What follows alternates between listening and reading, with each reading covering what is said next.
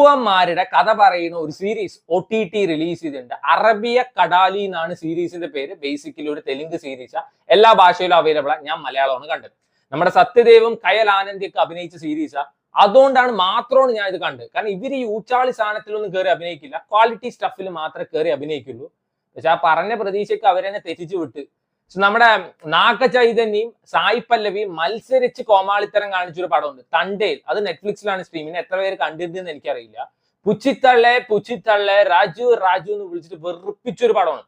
നായകൻ പോയിട്ട് കടലിൽ പോണ സമയത്ത് നായിക ചിക്കൻ കഴിക്കില്ല, നായകൻ വന്ന ശേഷം മാത്രമേ ചിക്കൻ കഴിക്കുള്ളൂ. അങ്ങനത്തെ എന്തൊക്കെയോ പ്രതിഭാസമുള്ള ഒരു പടമാണ്.